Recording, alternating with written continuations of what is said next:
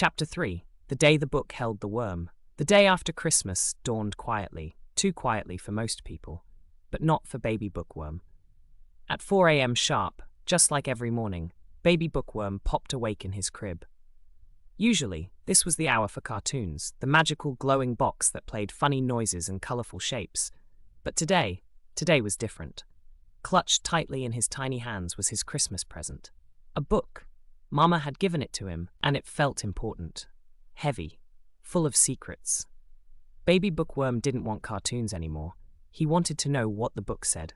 So he called out from his crib, wiggling with excitement, then climbed down and toddled off to Mama's room. He pushed the door open, walked up to the bed, and gently tapped Mama on the shoulder.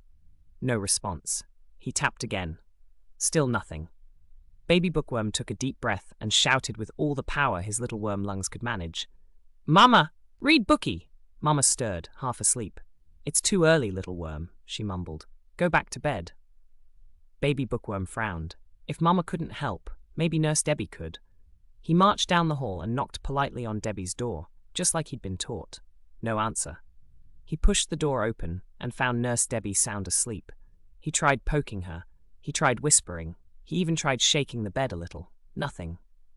Defeated, Baby Bookworm shuffled off to find Sister, who was already wide awake and parked in front of the TV, cartoons blaring. "Can you teach me read book?" Baby Bookworm asked hopefully.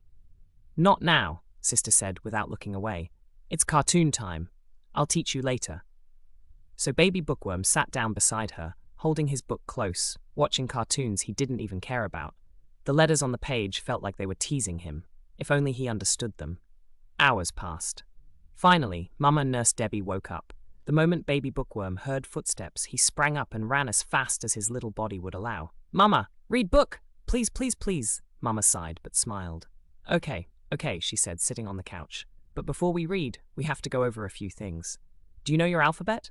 "Yes," Baby Bookworm said proudly. "I can sing it." And he did.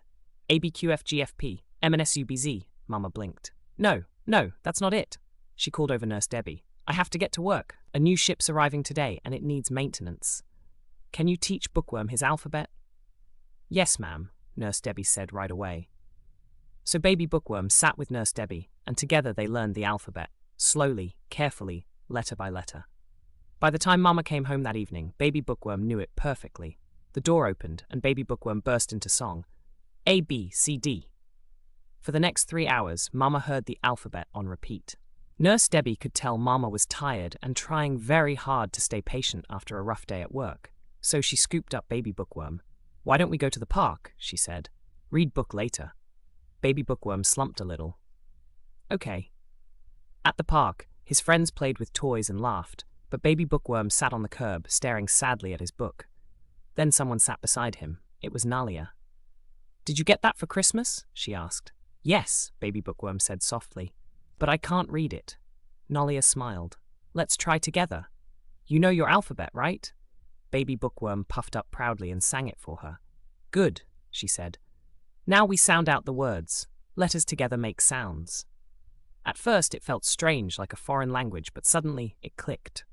By the time Nurse Debbie said it was time to go, Baby Bookworm was reading all by himself. At home, he finished the book. Then he read it again and again. By bedtime, he'd read it 19 times. That's when he realized something incredible. There were other books in the house.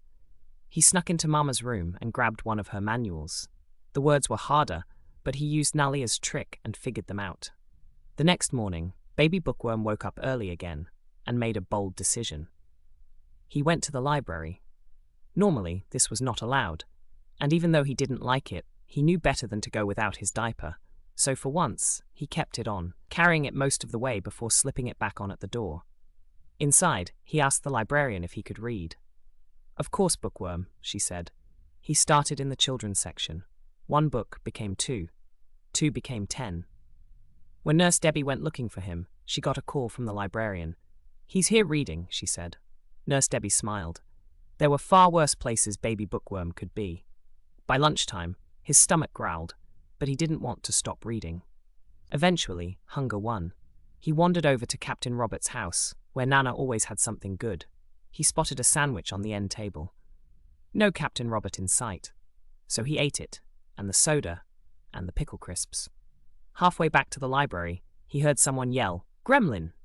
Baby Bookworm shrugged and kept walking, unaware Captain Robert had just returned from the bathroom.